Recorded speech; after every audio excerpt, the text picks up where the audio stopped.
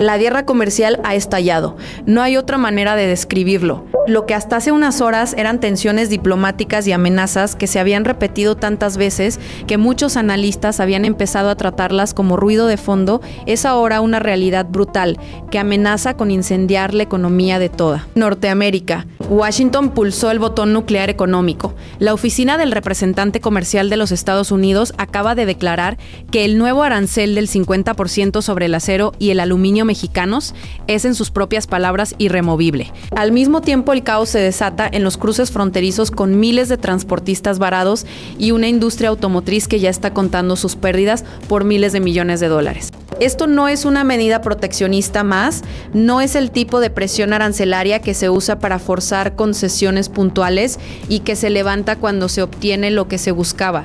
Es la construcción de un muro arancelario permanente, una declaración de guerra económica diseñada para poner de rodillas a México y remodelar por la fuerza las cadenas de suministro más integradas del planeta.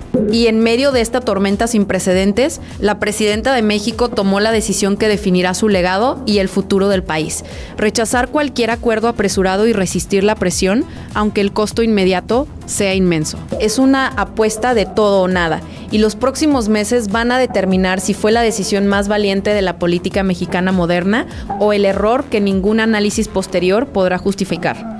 Para entender la magnitud de lo que acaba de ocurrir, hay que entender primero por qué la palabra irremovible es mucho más que una postura de negociación. En el lenguaje del comercio internacional, esa palabra no es retórica. Es una declaración de que el escenario que existía ayer ya no existe y que no va a regresar. No están diciendo vengan a negociar y vemos qué pasa. Están diciendo estas son las condiciones nuevas y permanentes bajo las cuales vamos a operar de aquí en adelante. Eso cambia completamente el cálculo para todos los actores involucrados. Un arancel temporal que se puede levantar como un acuerdo es una presión que las empresas pueden absorber temporalmente mientras esperan que el proceso político se resuelva. Un arancel declarado permanente es una redefinición de las condiciones de operación que obliga a tomar decisiones estructurales inmediatas. Cerrar plantas, mover inversiones, rediseñar cadenas de suministro. Y una vez que esas decisiones se toman, son muy difíciles de revertir aunque el arancel eventualmente se quite.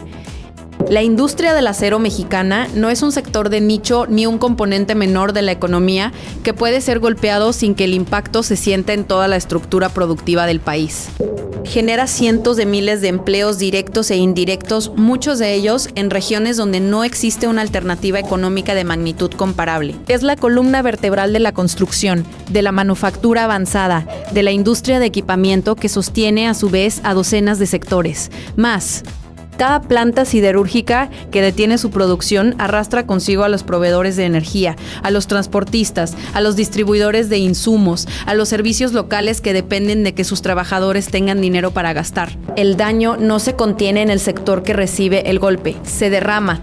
Más de la mitad de lo que se produce, especialmente los aceros de alta especialización, que requieren tecnología y precisión que la manufactura de bajo costo no puede replicar, se exporta a Estados Unidos. Un arancel del 50% sobre esas exportaciones no las encarece marginalmente, las vuelve prácticamente inviables en su mercado principal de la noche a la mañana. Las acereras mexicanas no tienen la capacidad de absorber ese costo y al mismo tiempo mantener sus operaciones, no tienen otra opción que trasladar ese costo hacia arriba, en la cadena, donde sus clientes tampoco pueden absorberlo, o detener la producción. El resultado en cualquiera de los dos escenarios es el mismo: paros técnicos, líneas de producción detenidas, despidos y, en los casos más frágiles, el cierre de plantas que han operado durante generaciones y que representan el sustento de comunidades enteras. Pero el efecto dominó va mucho más allá del sector siderúrgico.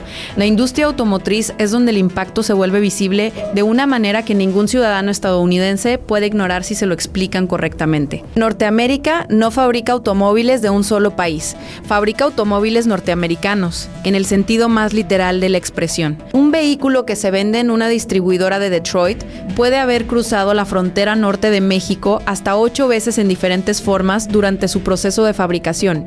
El acero mexicano se convierte en el chasis, en las puertas, en las vigas de seguridad que protegen al pasajero en caso de colisión. El aluminio mexicano se convierte en los rines, en el bloque del motor, en los componentes que hacen que el vehículo sea lo suficientemente ligero como para cumplir con las normas de eficiencia de combustible. Si el costo de esos materiales básicos se duplica artificialmente por la aplicación de un arancel del 50%, el costo final del vehículo ensamblado en Ohio o en Michigan se dispara de una manera que los fabricantes no pueden ocultar al consumidor. Ya están llegando los primeros reportes de las grandes cámaras industriales hablando de un shock sin precedentes. Un experto en cadenas de suministro lo describió con una imagen que captura perfectamente la mecánica de lo que está ocurriendo. Han metido una barra de acero en los engranajes del motor más complejo del mundo. No se va a detener de golpe. Se va a hacer pedazos. Las empresas estadounidenses que dependen de estos materiales enfrentan un dilema que no tiene solución limpia. Si absorben el costo del arancel, ven sus márgenes de ganancia destruidos en un mercado que ya opera con márgenes ajustados. Si pasan el costo al consumidor, generan una presión inflacionaria que la Reserva Federal no puede controlar con las herramientas disponibles, porque la inflación que genera un arancel no es el tipo de inflación que se resuelve subiendo tasas de interés. Es inflación de costo estructural que persiste mientras persista el arancel independientemente de lo que haga la política monetaria. El precio de un automóvil nuevo, de una lavadora, de una viga para construir una casa, va a aumentar en las próximas semanas de manera visible y rastreable en el mercado estadounidense. Y el ciudadano promedio en Arizona o en Pensilvania que vea que el vehículo que quería comprar cuesta ahora varios miles de dólares más de lo que costaba el mes pasado, no va a buscar una explicación técnica sobre cadenas de suministro integradas ni sobre la lógica de la seguridad nacional aplicada a los materiales de manufactura. Va a buscar a quién culpar, y la administración que firmó el arancel que provocó el aumento de precio va a ser la respuesta más inmediata y más obvia. Ese es el mecanismo político que México está esperando que se active, no la presión diplomática, no la condena internacional, la presión del votante estadounidense que se pregunta por qué sus facturas subieron. Ese votante tiene peso en los estados manufactureros que importan para cualquier cálculo electoral, y ese peso lo sienten los congresistas de esos estados antes que los diseñadores de política en Washington.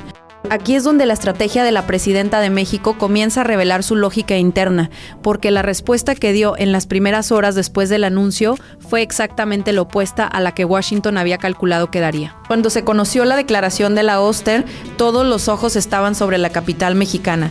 Los mercados financieros se desplomaban. Los líderes del sector privado exigían con urgencia una solución a cualquier costo. La respuesta esperada, la que la administración estadounidense casi con certeza había anticipado como el escenario probable, era que una delegación de alto nivel tomara un avión de emergencia hacia Washington para preguntar qué hay que firmar para que esto se detenga. Eso no ocurrió. Lo que ocurrió fue una demostración de cálculo frío que sorprendió a propios y extraños. La presidenta proyectó una calma que no era indiferencia ni negación de la gravedad de la situación. Era la calma de quien ha analizado el escenario y ha llegado a la conclusión de que ceder ahora sería el error más costoso que podría cometer, más costoso que el dolor económico inmediato de resistir. El mensaje que transmitió a través de sus negociadores fue inequívoco. México no negocia con una pistola apuntándole a la cabeza. La soberanía del país no está disponible para ser intercambiada por preferencias arancelarias. Si la presión es lo suficientemente fuerte como para que México ceda ahora, la lección que eso enseña es que la presión funciona. Y si la presión funciona, la siguiente vez que Washington quiera algo de México, bastará con amenazar de nuevo. Se convertiría en un ciclo de extorsión sin fin, donde cada concesión bajo presión genera la expectativa de la siguiente concesión bajo presión. Romper ese ciclo ahora, aunque el costo inmediato sea enorme y aunque las consecuencias de corto plazo sean reales y visibles para millones de mexicanos, es lo que la administración mexicana ha decidido que es necesario para la viabilidad de México como nación que toma sus propias decisiones en el siglo XXI. No es una decisión cómoda, es una decisión que requiere explicarle a los trabajadores del sector siderúrgico, a los exportadores automotrices, a las empresas que ven sus márgenes deteriorarse, que el dolor de hoy es el precio de no repetir esta situación indefinidamente en el futuro. Eso es políticamente difícil, pero es honesto y es la única narrativa que tiene coherencia a largo plazo. La estrategia del retraso estratégico que México está ejecutando se basa en una lectura muy específica de las vulnerabilidades del adversario. La economía estadounidense, con todo su tamaño y todo su poder, tiene un punto de presión que sus propios diseñadores de política económica no pueden controlar cuando decide activarse: el consumidor doméstico frente a la inflación. Esa es la apuesta mexicana, no que Estados Unidos se doblará por la presión diplomática ni por la condena internacional, sino que la presión inflacionaria que estos aranceles generarán en el mercado doméstico estadounidense volverá políticamente insostenible mantenerlos. Las corporaciones automotrices de Detroit, cuyos modelos de negocio dependen de la producción integrada en Norteamérica, ya están presionando la Casa Blanca. Un directivo de uno de esos conglomerados declaró de manera anónima a un medio financiero que esto es un disparo en el propio pie, que están destruyendo su competitividad global para ganar una pelea política de corto plazo. Esa presión va a crecer con cada semana que pase con el arancel en vigor. Y México está apostando a que esa presión va a erosionar la posición de Washington más rápido de lo que el impacto del arancel erosiona la capacidad de resistencia de la economía mexicana. Mientras tanto, México no está esperando pasivamente a que la presión interna en Estados Unidos haga su trabajo. Está activando planes de contingencia en múltiples frentes simultáneamente. Está acelerando negociaciones con la Unión Europea para expandir el acceso preferencial a ese mercado.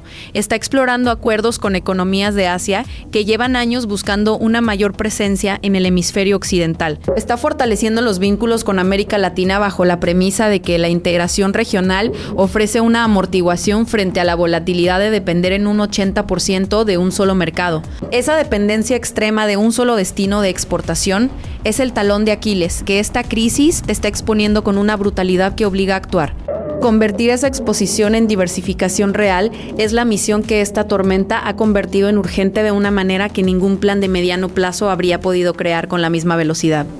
Las crisis aceleran los procesos de transformación que en condiciones normales tardan décadas. La dependencia del 80% de un solo mercado se construyó durante 30 años de integración gradual que parecía beneficiosa para todas las partes mientras las reglas se respetaban. Ahora que quedó claro que las reglas se pueden cambiar unilateralmente cuando una de las partes decide que le conviene, la urgencia de no repetir esa vulnerabilidad se volvió el primer punto en la agenda de cada decisión económica del gobierno mexicano.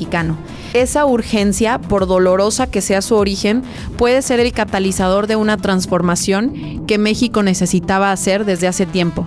Las consecuencias de esta guerra comercial ya se están sintiendo mucho más allá de las fronteras de México y Estados Unidos, porque la cadena de suministro que estos dos países operaron durante 30 años no era solo norteamericana en su alcance. Era el epicentro de redes productivas que incluyen a Japón, Corea del Sur, Alemania y docenas de proveedores de todo el mundo.